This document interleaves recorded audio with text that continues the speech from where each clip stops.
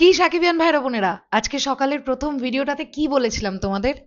যে প্রথম দিন আমরা রকস্টারের যে কালেকশন দেখতে পেয়েছি, দ্বিতীয় দিন একটা বীভৎস জাম্প আমরা দেখতে পাবো। যেমনটা এক্সপেক্ট করেছিলাম ঠিক তেমনটাই হয়েছে। অ্যান্ড একটা ব্যাপারে আমি খুব হ্যাপি। আজকে সকালবেলায় ডে 2 বক্স অফিস যখন প্রেডিকশন করেছিলাম, আমার ধারণা হয়েছিল যে গতকাল অর্থাৎ রকস্টার তার দ্বিতীয় দিনে মাল্টিপ্লেক্স চেন থেকে ওই 60 লক্ষ টাকা মতন বক্স অফিস করেছে, সব মিলিয়ে মাল্টিপ্লেক্স চেনগুলো থেকে বলছি। বিএমআর এর বক্স অফিস দেখলাম, তাদের হিসেব অনুযায়ী 53.5 লক্ষ টাকা হয়েছে গ্রস বক্স অফিস। তো আমার প্রেডিকশন কিন্তু ধারে কাছে চলে গেছে। ওই 6-7 লাখ টাকার ডিফারেন্স ও তো হতেই পারে। মানে আমি তো প্রেডিক্ট করছি, আমার কাছে তো আর সেভাবে অফিসিয়াল কোনো আপডেট নেই। তো আমরা দেখতে পেলাম ঈদের প্রথম দিনের থেকে ঈদের দ্বিতীয় দিনে রকস্টারের জাম্প অনেক বেশি।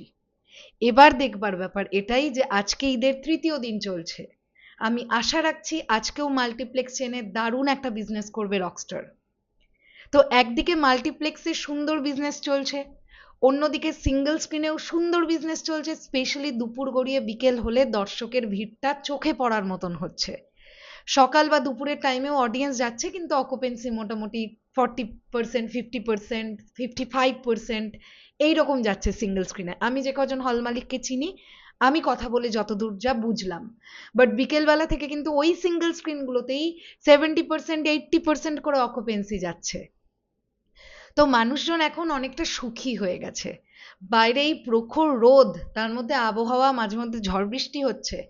দিনের বেলায় সিনেমা সেভাবে দেখতে যাওয়ার যে টেন্ডেন্সি, ওটা এখন মানুষের মধ্যে একটু কমছে, এটা বুঝতে পারা যাচ্ছে।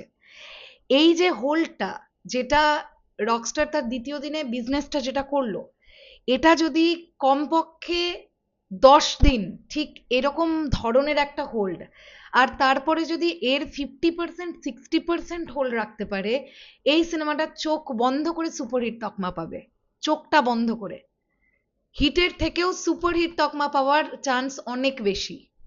তো কারা যেন বলছিল না রকস্টার নাকি খুব বাজে হয়েছে, রকস্টার নাকি কেউ দেখতে যাবে না। আবার তো দেখছিলাম কেউ কেউ এরকম আবার অডিয়েন্সকে আবার বলে দিচ্ছে যে আপনারা কেউ রকস্টার দেখতে যাবেন না, রকস্টার খুব বাজে হয়েছে, আপনারা টাকা নষ্ট করবেন না।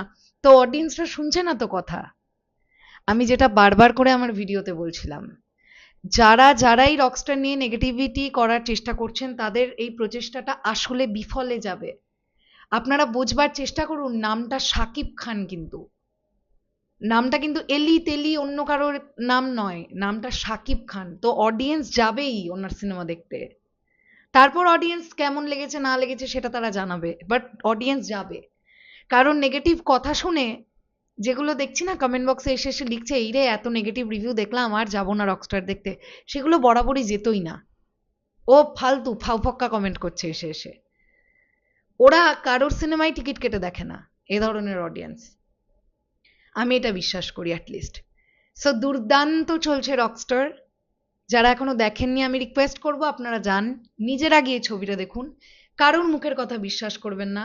কারোর একজনের ভালো লাগলেই আপনার ভালো লাগবে, এটাও যেমন না। আবার কারোর একজনের মোটামুটি লাগলে যে আপনার ভালো লাগবে না, এটাও না।